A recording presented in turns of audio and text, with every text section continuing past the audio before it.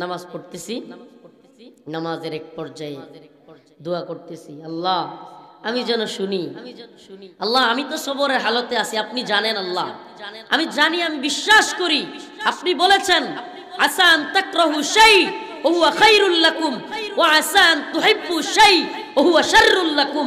হে বান্দা, অনেক কিছুর মধ্যে তুমি মনে করো এটা তোমার কল্যাণ, কিন্তু আমি আল্লাহ জানি এটার মধ্যে কোনো কল্যাণ নাই। ওয়া আসা আন তাকরাহু শাই ওয়া হুয়া খায়রুল লাকুম, অথচ সেটার মধ্যেই কল্যাণ আছে যেটাকে তুমি অকল্যাণ মনে করো। আসা আন তুহিব্বু শাই ওয়া হুয়া শাররুল লাকুম, তুমি যেটাকে খুব মুহাব্বত করতেছো, ভালো মনে করতেছো, সেটার মধ্যে অকল্যাণ থাকতে পারে। আল্লাহর ঘোষণা আমার ওই আয়াতের দিকে খেয়াল হইতেছে। আরে আমি হয়তো ভাবতেছি এখনই বাইর হয়ে গেলে ভালো হবে, কিন্তু আমার মাওলা জানেন কখন বাইর হলে ভালো হবে। আমার হালত এটা, কিন্তু আমার টেনশন মারেনি, খাইনি। উনি একবার এমন হয়েছে, সুপ্রিম কোর্টে যখন জামিন বাতিল করে, আমার আম্মা সারা রাত বেহুশ ছিল, পানি ডালতে ডালতে ডালতে ডালতে মাথায় হুশ হয়েছে। আমি টেনশনে পড়ে গেছি যে আজকে যদি শুনে গেট থেকে আবার ঢুকাই দিচ্ছি, হাই হাই কি হালত হয়। দুয়ার মধ্যেও আল্লাহর সাথে, দুয়ার মধ্যেও এটা একটা সম্পর্ক যে আল্লাহর কাছে ওইভাবেই চাচ্ছি, আল্লাহ আল্লাহ আমি যেন গেটটা খুলেই শুনি যে আমার ক্লিয়ারেন্স হয়ে গেছে। বিশ্বাস করবেন কিনা, আমার দোয়া ছাইরা গেট পর্যন্ত যাইতেই নাহিদ নামে একজন এসা, ওই জেলখানারই তারা দায়িত্ব প্রাপ্ত নাহিদ কিংবা আরেকটা কেউ বলতেছে, হুজুর আপনার ক্লিয়ারেন্স হয়ে গেছে। আশা বলতেছে কি আপনার ক্লিয়ারেন্স হয়ে গেছে। একটু পরে আরেকজন এসে বলতেছে, হুজুর আমরা আপনাকে এখান থেকে ছেড়ে দিব, আমরা আপনার সাথে যাব না। একজন ডেপুটি জেলার আমার 20টা টাকা দিছে, 20টা টাকা দিয়া মানে ওখান থেকে মূল গেট পর্যন্ত আসতে, ওইটা একটা গেট, আরেকটা গেট আছে ওটাকে আরপি গেট বলে, ওই আরপি গেট পর্যন্ত আসতে রিক্সা দিয়ে আসতে হয়। ওখানে কোনো বাইরের গাড়ি ঢুকতে পারে না, ওদের কিছু পারমিট দেওয়া রিক্সা থাকে, তো ওই রিক্সা ভাড়াটা সে দিয়ে দিচ্ছে, কারণ আমার তো টাকা নাই, জেলখানা ভিতর থেকে বাইরে হওয়ার সময় টাকা এলাও না, তো আমাকে 20টা টাকা দিয়ে দিছে, হুজুর এই যে রিক্সা ভাড়া দিয়ে দিলাম। আমি আস্তে করে রিক্সা দিয়ে গেট পর্যন্ত চলে আসছি। তো আমি সেই দিনের হালতটা বললাম কেন, যে আল্লাহ পাকের এই আয়াতের নমুনা, ইয়া আইয়ুহাল্লাযীনা আমানুস্তাঈনু বিস-সাবরি ওয়াস-সালাহ। আর আমরা যখন এই হালতগুলোর কথা বলি বা বিভিন্ন রিমান্ডের অবস্থার কথা, আমরা না, আমি বলি নাই, আমি অনেক প্রোগ্রামে বলিই নাই, কিন্তু অনেক আলেমরা বলে এইগুলো নিয়ে যারা ট্রল করে কিংবা এইগুলো নিয়ে করে, এরা আসলে বাতিলদেরকে খুশি করে।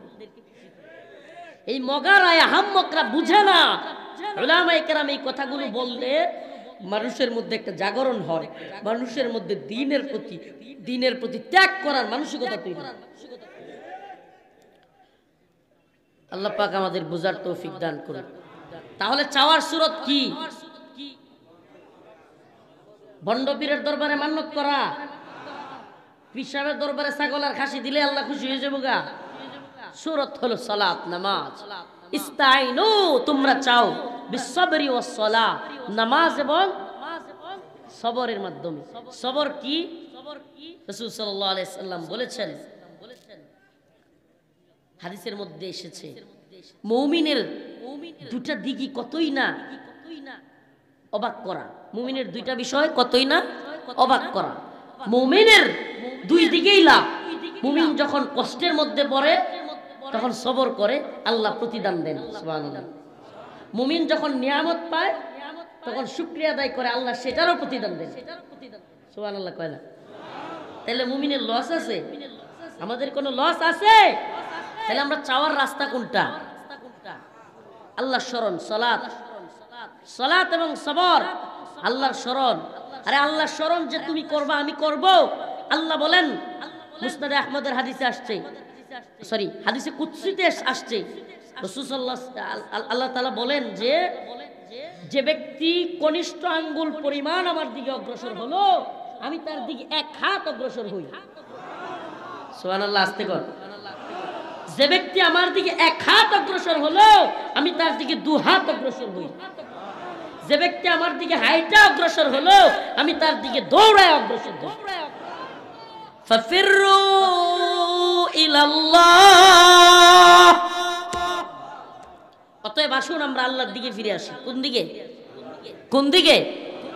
বাবার দিকে, নেতার দিকে, শায়েখের দিকে, পীর সাহেবের দিকে, নেতার দিকে, নির্বাচনের দিকে, কার দিকে? আল্লাহর দিকে ফিরে আসি। আসুন, আল্লাহ বলতেছেন ফাফিরু ইলাল্লাহ। মদ খেয়েছো, জিনা করেছো, ব্যভিচার করেছো, জুলুম করেছো, হারাম কাজ করেছো, সুদ খেয়েছো, ঘুষ খেয়েছো, তবুও তুমি ক্ষমা খেতে পারো, ক্ষমা পেতে পারো। আল্লাহর দিকে ফিরে আসো, তওবা করো, এখনই তওবা করো, আল্লাহ পাক তোমাকে ক্ষমা করবেন। হে ভাই, আল্লাহর ঘোষণা, ইল্লা মান তাবা ওয়া আমানা ওয়া আমিলা আমালান সালিহা ফাউলাইকা ইউবাদদিলুল্লাহ ফাউলাইকা ইউবাদদিলুল্লাহ। আল্লাহ বলেন তাদেরকে ক্ষমা করা হবে, তাদেরকে আমি ক্ষমা করব। ইল্লা মান তাবা ওয়া আমানা ওয়া আমিলা আমালান সালিহা, যারা খাঁটি তওবা করবে, যারা কি করবে? খাঁটি তওবা করবে, নেক আমল করবে, শুধু মাফ করব না। ফাউলাইকা ইউবাদদিলুল্লাহু সাইয়্যাতিহিম হাসানাত। সুবহানাল্লাহ, আর জোরে কর। কি করব? আমি তার গুনাহগুলোকে, সাইয়্যাগুলোকে হক দ্বারা, নেক দ্বারা পরিবর্তন করে দিই।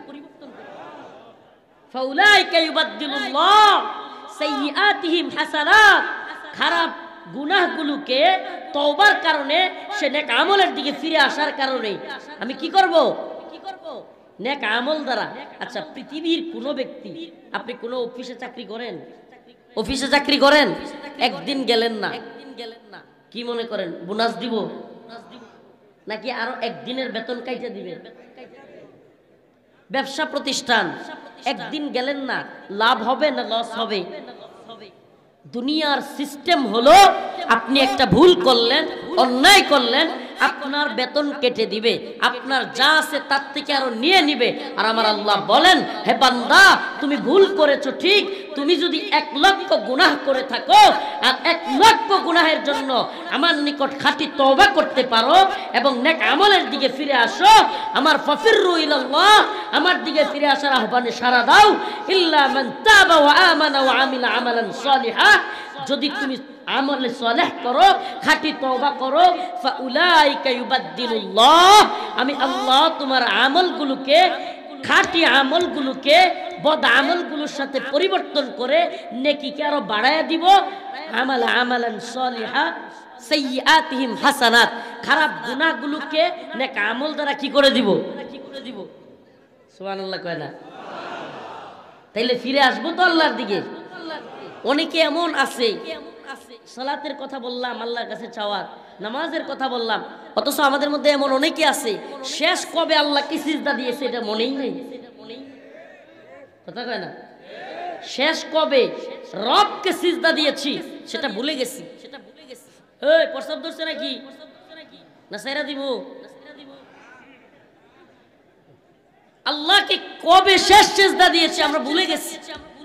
সত্যি বলেন, এমন অনেকে আছেন না? হাত তোলার দরকার নাই, আপনি তো জানেন। নামাজ পড়ি না আমরা, নামাজ পড়ি না। আমি একটা কথা প্রায় প্রোগ্রামে বলতেছি, প্রত্যেক প্রোগ্রামে বলার চেষ্টা করতেছি, এই যে জনস্রোত, আমাদের প্রতি ভালোবাসা, এটা যেদিন আল্লাহর জন্য হয়ে যাবে, শুধুমাত্র এই মাহফিলের প্যান্ডেলে থাকবে না মানুষ, সেদিন ফজরের সালাতেও এই স্রোত তৈরি হবে। আর যেদিন এই জনস্রোত পঙ্গপালের মতো আমাদের পিছনে ছুটা মানুষগুলো মাহফিলের প্যান্ডেল থেকে ফজরের সালাতে মসজিদে ঢুকে যাবে, সেদিন বাংলার জমিনে কোন নাস্তিক, মুরতাদ, রাম বাম এ ভূখণ্ডে ইসলামী বিপ্লব ঠেকানোর সাহস করতে পারবে না।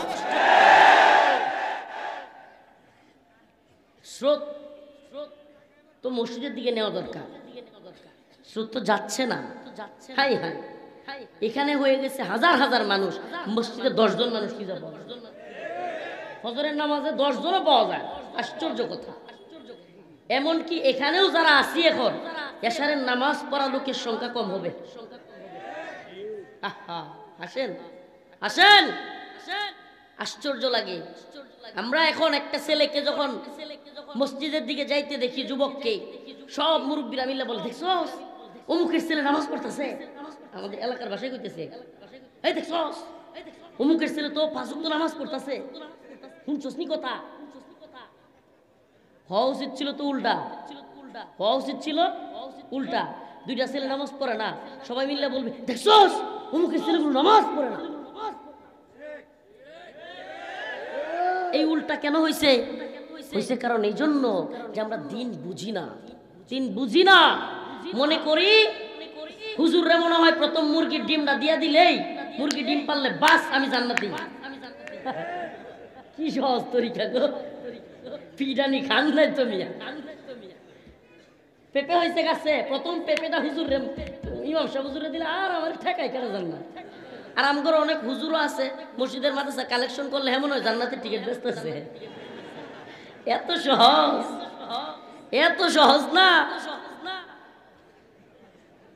আম হাসিবতুম আন তাদখুলুল জান্নাহ ওয়ালাম্মা ইয়াতিকুম মাতালুল লাযীনা খালাউ মিন ক্বাবলিকুম মাসাতহুমুল বাসাঈ ওয়াদ-দাররা ওয়াযুলজিলু হাত্তা ইয়াকুলার রাসূল والذين آمنوا معه متى نصر الله ألا إن نصر الله قريب أم حسبتم أن تدخلوا الجنة আরে তোমরা কি মনে করেছো জান্নাতে যাওয়া এতই সহজ? এত সহজেই চলে যাবা? ওয়ালাম্মা ইয়াতিকুম মাতালুল লাযীনা খালাউ মিন ক্বাবলিকুম, আরে তোমাদের পূর্ববর্তীদের উপর কঠিন কঠিন পরীক্ষা নেওয়া হয়েছে। আমাদের পূর্ববর্তীদের উপর আল্লাহ বলতেছেন কি করা হয়েছে? আপনি কি কল্পনা করতে পারেন? দুজাহানের সরদার পয়গম্বর সরদারে দু আলম মুহাম্মদ আরবি সাল্লাল্লাহু আলাইহি সাল্লাম, যিনি আল্লাহর পরে শ্রেষ্ঠ মানুষ, আল্লাহর পরে শ্রেষ্ঠ, আল্লাহ পাকের পরে যিনি কি সমস্ত সৃষ্টির মধ্যে শ্রেষ্ঠ, তার ইতিহাস কি, তার জীবনী পড়ে দেখেন। যার জন্মের আগেই পিতা মারা গেছে, জন্মের কিছুদিনের মধ্যে মা মারা গেছে। এগুলো কি পরীক্ষা মনে হয় না? আপনি আপনার দিকে তাকান, একটু আপনার বাচ্চাটার দিকে তাকান, এটার দিকে তাকায় রাসূল সাল্লাল্লাহু আলাইহি ওয়াসাল্লাম একটা কল্পনা করেন। এখন বুঝবেন না, গতানুগতিক কথা শুনতে শুনতে এগুলোরে নরমাল মনে হয়। একটু চিন্তা করেন আপনার সন্তানের দিকে নিয়ে, যে আমি আমার সন্তান জন্মের আগে কি হয়েছি, মারা গেছি। আমার বউ জন্ম দেওয়ার কয়েকদিন পরে কি হয়েছে, মারা গেছে। আবার কি হলো, যে দাদা কিছুদিন লালন পালন করলো সেও মারা গেল, চাচা কিছুদিন লালন পালন করলো সেও কি হলো, মারা গেল। সুবহানাল্লাহ, সে মানুষ হলো সর্বশ্রেষ্ঠ মানুষ। তার মানে আল্লাহ যদি চায় তাইলে যার বাপ মা নাই, অমুক নাই, তমুক নাই, যারে কেউ দেখতে পারে না এমন লোককেও আল্লাহ চাইলে পৃথিবীর শ্রেষ্ঠ বানাইতে পারে। ঠিক কি ঠিক না? বাধা দিয়ে কেউ থামাইতে পারে? ল্যাংরা মশা দিয়া যে আল্লাহ নমরুদ রে সাইজ করে, হে আল্লাহ আম করে দিয়া কি করো সাইজ করতে তো নাকি? কথা কয় না? আল্লাহ সাইজ করলে আমগর মতো আত্রাল উনারে দিও তো করতে পারে। এজন্য বলতে চাই, সবরের মাধ্যমে আমাদেরকে চাইতে হবে, নামাজের মাধ্যমে, এবং দ্বীনের জন্য ত্যাগ করার মানসিকতা রাখা লাগবে, শাহাদাতের তামান্না রাখা লাগবে, জিহাদের তামান্না রাখা লাগবে। যে ব্যক্তির অন্তরে জিহাদ করলো না, জিহাদের তামান্না রাখলো না, সে ব্যক্তি নিফাকের মৃত্যুবরণ করলো। কথা কয় না? আমার কথা না, রাসূল সাল্লাল্লাহু আলাইহি ওয়াসাল্লামের হাদিস, মান মাতা ওয়া লাম ইয়াগযু ওয়া লাম ইউহাদ্দিস নাফসাহু বিগযযিন মাতা আলা শু'বাতিন মিনান নিফাক। সুস্পষ্ট হাদিস। যে ব্যক্তি আল্লাহর পথে, আজকে দেখেন, এখন তো আগে তো আমরা কিছুদিন আগে বলতে ভয় পাইতাম, এখন যখন হামাসের বাইরা ওই আবু লাহাবের হস্তি বাহিনীর ধ্বংস যেমনে করছিল আল্লাহ পাক পাখি দিয়া, আবাবিল পাখি দিয়া, কারণ হামাসের বাইরা যখন আবাবিল পাখির মতো প্যারাশুট থেকে নাইমা ইসরায়েলি এক একটা শয়তানরে জাহান্নামে পাঠানো শুরু করছে, এখন মুসলিমদের মধ্যে একটা জাগরণ আছে। এতদিন আয়রন ডোমের ভয়, কামানের ভয়, বিমানের ভয়, হাইরে আমেরিকার না জানি কি আছে, ইসরায়েলের না জানি কি আছে। এখন যখন 100-150 যুবক, 200-300 যুবক বা 2-4 হাজার যুবক একত্রিত হইয়া একবারে ইসরায়েলকে নাস্তানাবুদ করে দিছে, এখন বিশ্বের সমস্ত মুসলিম উম্মার যুবকরা জাগ্রত হয়েছে। হাই হাই, মুসলিম যুবকরা জাগলে তো দিই সর্বনাশ। এই জন্য বলছি এই জাগতে হবে। এই যে ঘুমাইতেছেন আর জালেমরা জুলুম করেই যাচ্ছে, ইচ্ছা করলেই মাহফিল বন্ধ করে দিতেছে, ইচ্ছা করলে স্টেজ থেকে এসে ইয়া তাইনা নিয়ে যাইতে পারতেছে। আপনার কি মনে হয় আমরা খুব ভয় পাইছি, আমাদের খুব দুর্বল, আমরা সাহস নাই, আমরা এইভাবে চুপ ছিলাম? কারণ আমরা বুঝতেছিলাম যে এখানে আমাদের পায়ের তলের মাটিটা একটু নরম, শক্ত হইতে একটু সময় লাগবে। শক্ত হোক, কাইরা নিলে আমরাও হাত ভাঙিয়ে দিব। আমাদের স্টেজ থেকে যদি আর কেড়ে নিতে চাওয়া হয় তাহলে আমরাও কাউকে ছাড় দিব না। রাজি আছেন তো ইনশাআল্লাহ? আর এদেরকেও বুঝাই আমরা দ্বীনের পথে বাধা দেওয়ার জন্য।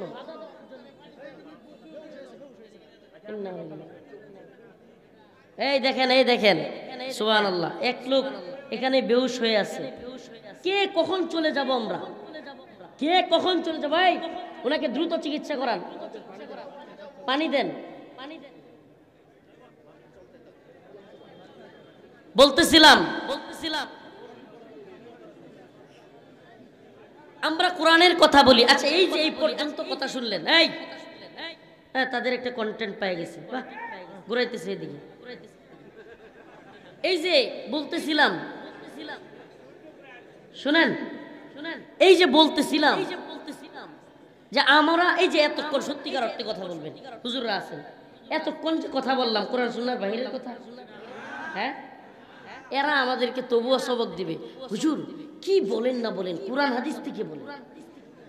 এরা যদি জিজ্ঞাসা করেন, হয় বেটা কোরআন হাদিসের আয়াত কয়টা কয়, কোরআনের আয়াত কয়টা কই যেত না, বুখারী শরীফে হাদিস কতগুলো কই যেত না, কইতে পারবো? সে কি করতে আসে? আমি বলি বাবা, যে কেউ কোরআনের মাহফিল বাধা দিতে আসে কিংবা কোরআনের মাহফিলকে বাধাগ্রস্ত করতে আসে, তাদেরকে বলি, দেখেন কোরআনের কথা বললে আপনার গায়ে যদি জ্বালা পোড়া ধরে তাহলে বুঝবেন আপনার শরীরে রোগ আছে। মলমটা আপনি আপনার গায়ে লাগান, হুজুরের জবানে লাগাইতে আসেন। বিশ্বাস করেন, হুজুরের জবানে লাগাইতে আসলে বেশি দিন এই হাত দিয়া মলম লাগাইতে পারবেন না। আল্লাহ পাক এই হাতকে ধ্বংস করে দিবে। আবু লাহাবের হস্তি বাহিনী টিকে নাই, কথা কয় না, ঠিকছে? আবু লাহাবের হস্তি বাহিনী টিকে নাই, উতবা শাইবা আবু জাহেলদের বাধা টিকে নাই, নমরুদের বাধা টিকে নাই, ফিরাউনের বাধা টিকে নাই। মুসা আলাইহিস সালাম এগিয়ে গিয়েছেন, ইব্রাহিম আলাইহিস সালাম এগিয়ে গিয়েছেন, মুহাম্মদ আরবি এগিয়ে গিয়েছেন, আরো যত বাতিল তাগুত বাধা দিয়েছে দ্বীনকে বিজয়ী করার জন্য আল্লাহ পাক যুগে যুগে পয়গম্বর আলাইহিস সালাম কিংবা যুগে যুগে আল্লাহ পাক তার প্রতিনিধি পাঠিয়েছেন। আমরা ইতিহাস জানি না, ইতিহাস পড়ি না। আমাদের ইতিহাস যখন সমস্ত মুসলিমদের নাস্তানাবুদ করা হচ্ছিল, আপনারা মঙ্গলুদের ইতিহাস পড়ছেন, তাতারিদের ইতিহাস জানেন? মঙ্গলু তাতারিরা ছিল ভয়ঙ্কর, এরা এত ভয়ঙ্কর ছিল, বর্তমান ইরাকের রাজধানী বাগদাদ, আর কথা বলিয়েন না, ওনারা নিয়ে যান, ইরাকের রাজধানী বাগদাদকে ধ্বংস করে দিয়েছিল। এক সময় মুসলিমদের